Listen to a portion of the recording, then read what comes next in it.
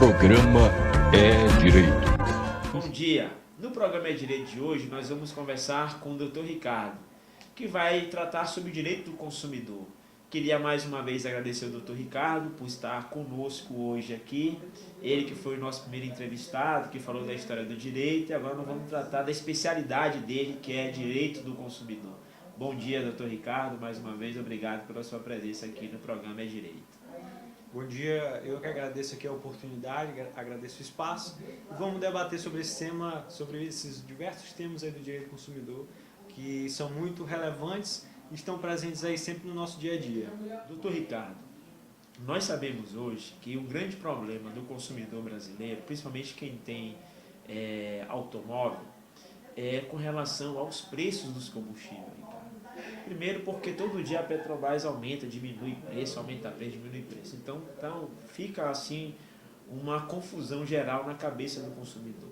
Mas é bom esse consumidor saber que ele tem direitos, né, Ricardo?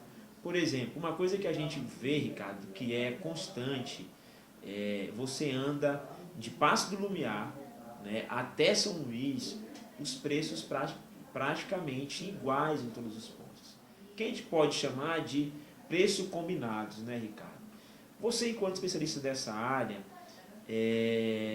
isso está de alguma forma mexendo com o consumidor final que vai precisar abastecer o seu carro? Bom, Ronald, essa é uma questão que mexe muito, né, com a vida das pessoas, né, no dia a dia, né, tanto de quem tem o seu próprio automóvel, como quem também utiliza o transporte público, né, que isso reflete também no aumento aí das tarifas, né. Então, primeiro é importante a gente falar, né, deixar bem claro que no Brasil não há, como havia algumas décadas atrás, né, havia tabelamento de preços para o combustível, né, havia uma lei que regulava, né, que determinava o valor específico que a gasolina, que o diesel deveria ser cobrado. Né, isso deixou de existir e na nossa Constituição de 88, né, no artigo 170, existem dois princípios muito relevantes. Né, primeiro que é o princípio da livre iniciativa, né, então cada estabelecimento ele tem a liberdade para adotar os seus preços, para regular para ver como que ele vai prestar a sua atividade, mas por outro lado também existe aí o direito do consumidor. Né, então, como a gente vê lá na teoria dos direitos fundamentais de Alexis, quando esses princípios eles entram em rota de colisão, né, tem que haver aí uma harmonização. Então, de um lado a gente tem a livre iniciativa, do outro lado a gente tem o direito do consumidor. Então, como harmonizar esses dois princípios? Né? Nem a livre iniciativa pode ser absoluta, né? O empresário ele não pode fazer o que ele quer, o que quiser na sua cabeça, nem o consumidor também vai poder mandar de tanta forma assim no estabelecimento comercial. Então, deve haver aí principalmente uma harmonização, né, dessas relações de consumo, conforme preconiza também o Código de Defesa do Consumidor. Um dos princípios fundamentais é a harmonização das relações de consumo. Sobre especificamente o setor de combustíveis, né, a gente vê que de tempos em tempos há grandes aumentos, né, e esses aumentos eles afetam de forma muito grande o consumidor. A gente viu um caso como esse em 2015. Em 2015 houve uma pequena mudança no imposto cobrado na CID, né, um imposto federal, e os postos de todo o Brasil, né, inclusive aqui do Maranhão e de São Luís, aproveitaram desse momento para aumentar de forma muito abrupta o valor dos combustíveis. Né, o reajuste devia ser de 20 centavos na época, postos que reajustaram o litro do combustível em 50 centavos, 60 centavos do dia para a noite, e com o estoque antigo ainda, né, lá no posto. Então eles mudaram do dia para a noite, não tinham ainda trocado o estoque e o reajuste não deveria ser assim de tão pesado para o consumidor. Pois é assim, Ricardo, é isso aí mesmo, de uma certa forma, que o consumidor precisa entender. Né? Se eu estou com um combustível, de uma certa forma, que é antigo, ainda não chegou da distribuidora, eu aumento automaticamente esse preço. De uma certa forma, o consumidor está sendo prejudicado com isso, né, Ricardo? Então, conforme o artigo 39, inciso 5 e inciso 10, é considerado uma prática comercial abusiva. Né? Então, o comerciante, o empresário, ele tem a liberdade de praticar o seu preço, o seu valor, mas essa liberdade ela tem um limite, então o empresário ele não pode aumentar abruptamente aquele valor, não pode elevar, né, sem justa causa, sem justo motivo, sob pena, né, de estar incorrendo aí numa vantagem manifestamente excessiva. Então, com base nesse fundamento, à época, em 2015, o Procon Maranhão, né, liderado pelo Duarte Júnior, né, juntamente com a Defensoria do Estado do Maranhão, com o Ministério Público, com a OAB, ingressou com uma ação civil pública, né, e conseguiu, junto à Vara de Interesses Difusos e Coletivos, que houvesse aí uma redução significativa no preço dos combustíveis à época, né. Essa decisão, depois de muita luta, muita briga, muita discussão, ela foi também mantida no Tribunal de Justiça, né, e aí foi feito um acordo para que os postos encaminhassem aqueles preços ao Procon, né, semanalmente, e começou a ser publicada pesquisas de preços semanais, né, para que o consumidor ele fosse atrás daqueles postos ali que tivessem o melhor preço, né. Então, com isso, com a atuação dos órgãos de defesa do consumidor, houve um maior empoderamento do consumidor, né, para que ele fizesse essas pesquisas, o que fez com que o valor dos postos se mantivessem abaixo, e também sobre a fiscalização dos órgãos de defesa do consumidor, pressionando, verificando a qualidade, notificando em caso de aumento. Então é importante que o consumidor ele continue fazendo essas pesquisas, né? Agora a gente vê, desde alguns meses atrás, a gente vê eventualmente, né, alguns aumentos, né, como esse que você relatou agora há pouco. Que isso para a gente, para nós que somos consumidores, de uma certa forma é um grande problema, porque todo mundo busca na relação, como você falou, de comércio, de mercado, o menor preço, né? Porque isso vai onerar lá no final do mês, no meu orçamento. O programa É Direito volta já. Programa É Direito. Estamos de volta com o programa É Direito. Agora, Ricardo, se ele olhou que tem 3 postos dentro do mesmo perímetro, praticando o mesmo preço, para onde, por exemplo, ele pode direcionar esse levantamento que ele fez, se ele achar que esse levantamento está errado? Ele leva para que órgão, por exemplo? Excelente questionamento, excelente pergunta. Então, o consumidor ele deve fazer a pesquisa, deve pesquisar, né, em quais postos abastecer. Se ele notar que houve algum aumento muito elevado em pouco espaço de tempo, ele deve juntar essa informação e formalizar a sua denúncia no Procon, no Ministério Público, na Defensoria Pública do Estado, para que aquele estabelecimento ele seja notificado a comprovar a justificativa para esse aumento. Se o aumento não tiver justificativa alguma, aquele estabelecimento ele deve ser penalizado, né, por conta desse aumento abusivo, essa prática abusiva, e inclusive retroagir em relação a esse valor praticado. A natureza, né, dos postos de combustíveis, né, dessa atividade, né, como quando a gente estuda um pouco de economia, para se aprofundar também na defesa do consumidor, ela é uma natureza que por si só ela tem alguns elementos que facilitam nessa cartelização, que a gente pode dizer assim, nessa formação de cartel. O que é o cartel? O cartel é quando há uma combinação de preço, uma combinação. Essa combinação ela pode ser combinação de preços, né, quando a gente vê que os preços estão tudo iguais, estão muito iguais, ou uma combinação na oferta de produtos ou serviços. Então, eles podem, por exemplo, não vou mais vender o álcool, porque o álcool é mais barato, vou vender a gasolina porque eu tiro mais lucro. Então, pode haver essa combinação. Então, por conta da natureza da atividade, a atividade de venda de combustíveis, como dizem os teóricos da economia, ela é uma natureza, ela é uma atividade que tem uma natureza que tem alguns aspectos que facilitam nessa cartelização. Vamos lá a esses aspectos. Primeiro, posto de combustíveis é uma atividade que ela tem barreiras à entrada, ou seja, para que a gente puder começar a vender gasolina, a gente não pode abrir uma quitanda e começar a vender gasolina. A gente precisa de uma série de requisitos, licenças ambientais, licenças na ANP, né, uma série de requisitos para se cumprir, capital para investir. Então, primeiro, barreiras à entrada. Então, não é todo mundo que pode entrar na atividade. Por exemplo, subiu o preço da gasolina, eu não posso começar a vender gasolina hoje. Eu tenho que ter um investimento, tudo mais. Segundo aspecto é que os combustíveis, por mais que existem marcas diferentes, né, mas são produtos que têm uma certa homogeneidade. Então, você vai comprar gasolina, não interessa qual é a marca, né? Sim. A gente, às vezes, tem uma de preferência, mas isso não importa tanto. Então, o produto é homogêneo, né? Então, isso facilita, esses dois elementos facilitam muito, né, para que haja essa questão da cartelização, né? Então, quando esses empresários eles passam a combinar esses valores, é o que a gente chama, que pode identificar que houve aí um cartel. Mas o problema é como identificar isso, né? Tem Sim. que haver prova, não basta que os preços estejam iguais. Para que seja configurado o cartel, que inclusive é crime, é importante que haja, por exemplo, interceptação da polícia, né, investigação criminal, para que possa apurar e realmente comprovar que houve aí essa combinação de preços. Caso o consumidor, por exemplo, isso acontece muito em municípios menores, né? Às vezes existem 3, apenas 4 postos de combustíveis, e às vezes esses postos eles são inclusive até de um mesmo dono, né? Ou então um dono apenas tem metade dos postos da cidade.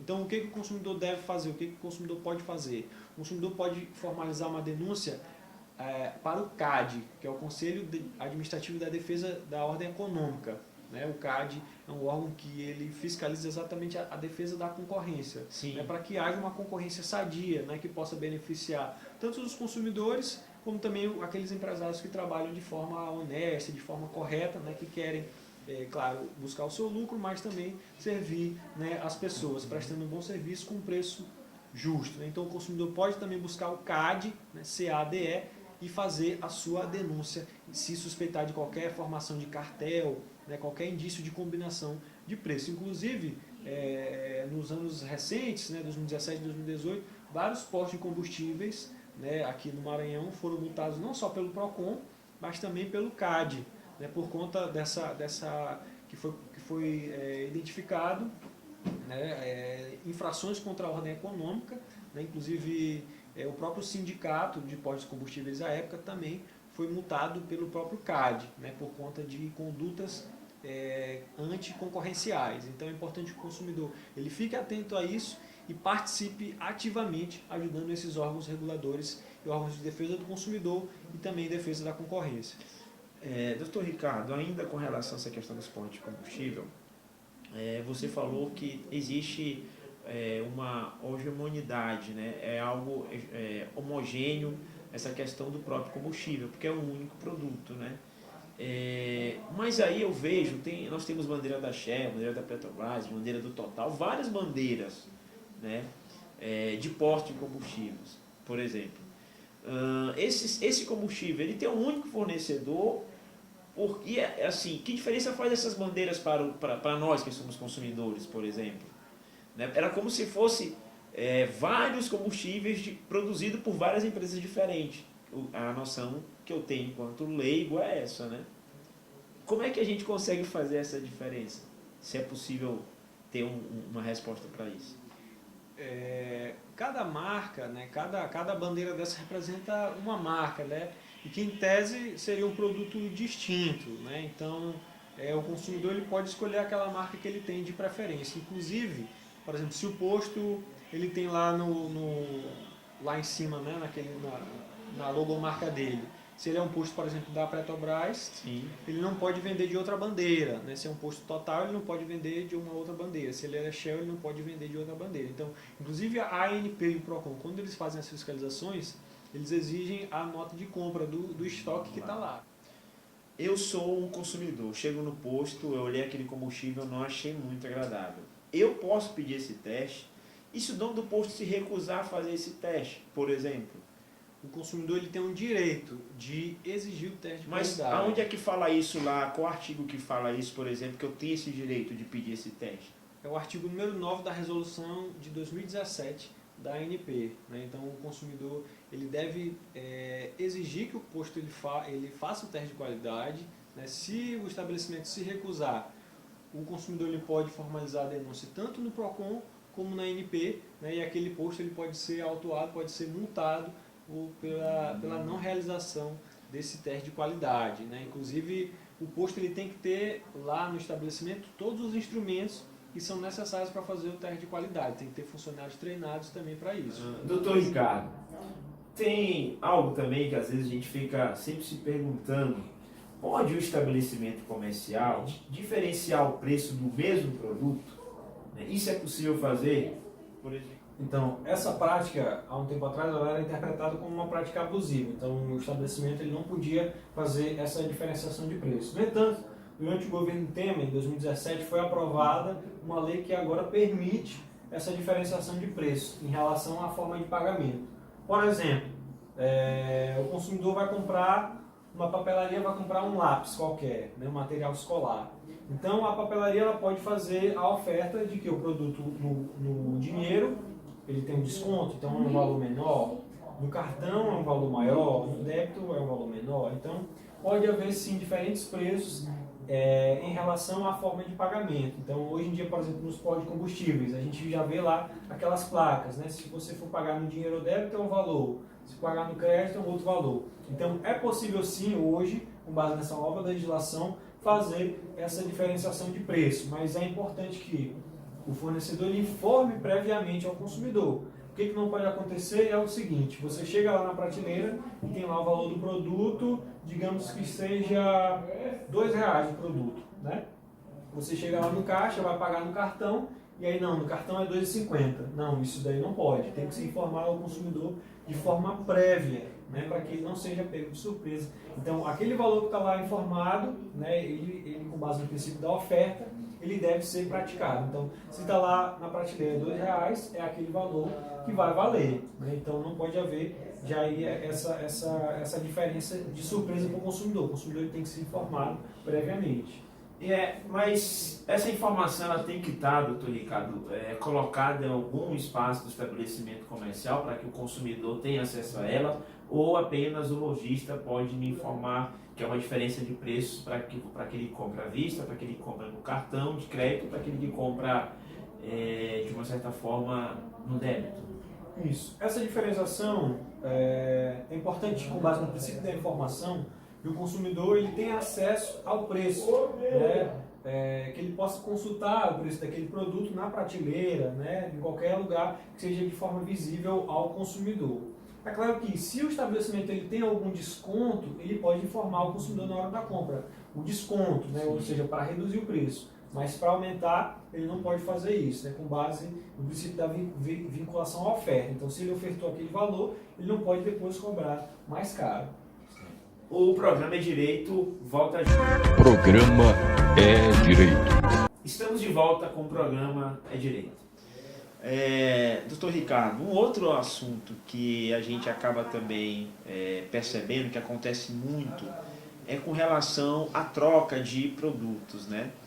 E aí tem um exemplo de um amigo que ele foi numa loja, comprou um celular caríssimo, certo? E na mesma loja ele comprou a capa do celular. E aí de repente ele falou, pô, essa capa eu não achei bonita, eu vou conversar para ver se eles me trocam por outra capa. E acabou que ele não conseguiu nem pegar uma outra capa e ficou com a mesma capa, né? Que até hoje inclusive não está nem utilizando a capa. Que relação, por exemplo, o comércio ou a lei estabelece para esse tipo de ação ou de acontecimento, na verdade? Então, a troca de produtos é uma coisa que pega muita gente, né? Várias pessoas têm na cabeça aquela questão do prazo de 7 dias. Mas, afinal, esse prazo existe ou não existe? Quando ele é aplicado?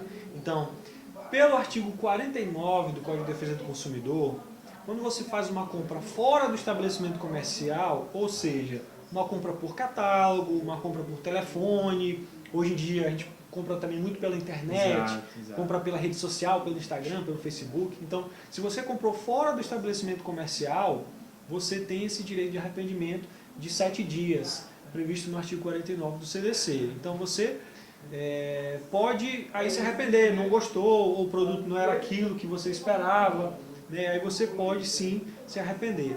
Mas, que fique muito claro, quando você fala fora do estabelecimento comercial, nós estamos tratando aí das redes sociais, de catálogo, de outras formas de venda, né? Venda pelo Facebook, pelo Instagram, outras formas de vendas. Isso é vendas fora do estabelecimento comercial. Isso, exatamente. Se a venda ocorreu naquela loja física, onde você foi lá, você teve contato com o produto, você pôde olhar o produto, pôde testar o produto, você não está amparado pelo artigo 49, porque o artigo 49 ele exclui essas hipóteses, né? Por entender que você exatamente teve toda essa possibilidade de escolher bem o produto, diferente de uma compra fora do estabelecimento.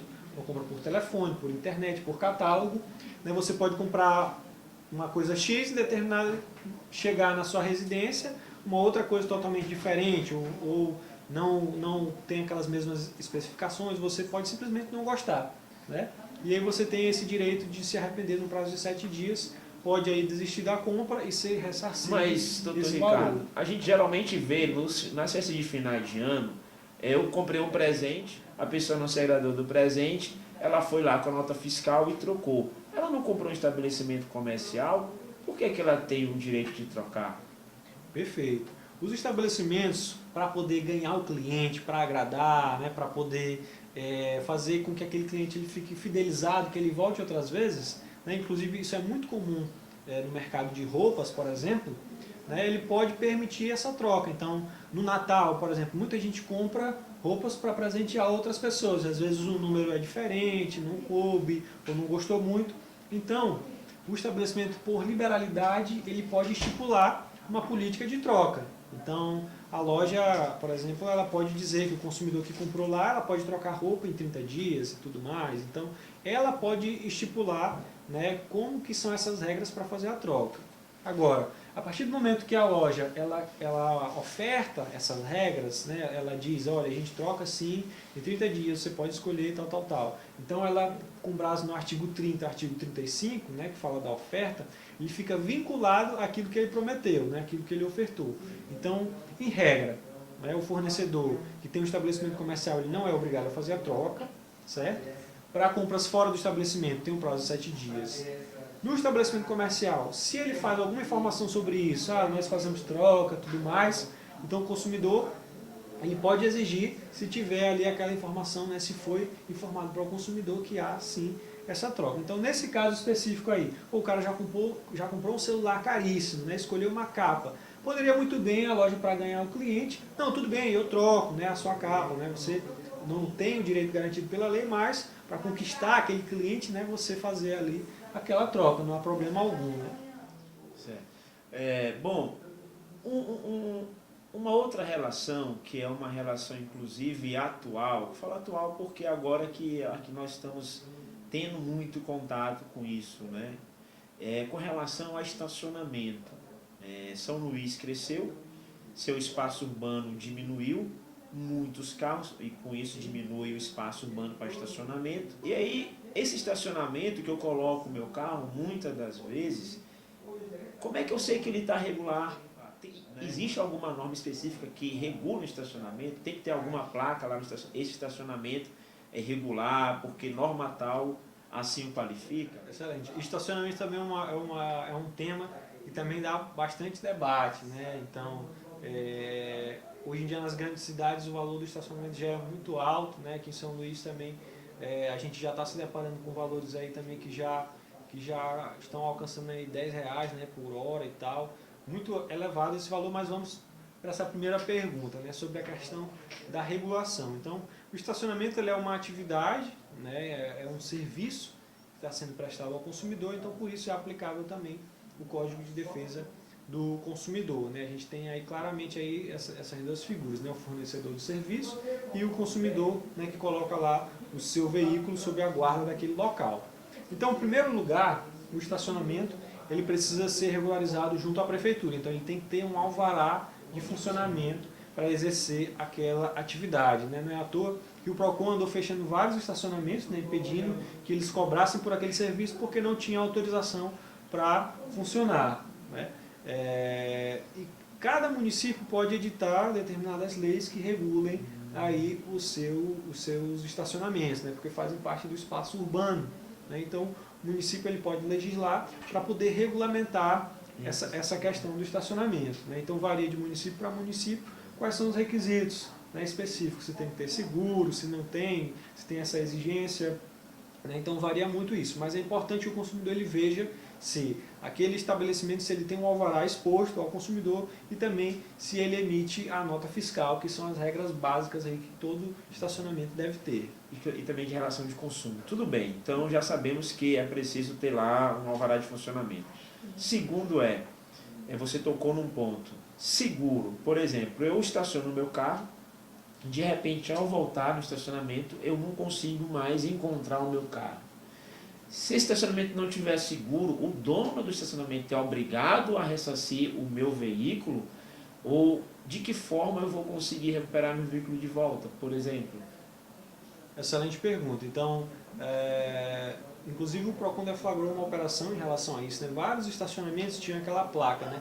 Não nos responsabilizamos por veículos deixados neste estabelecimento, né? Então, essa é uma clara prática abusiva, uma cláusula abusiva prevista no artigo 51, inciso 1 do Código de Defesa do Consumidor. É uma cláusula de exoneração de responsabilidade, né?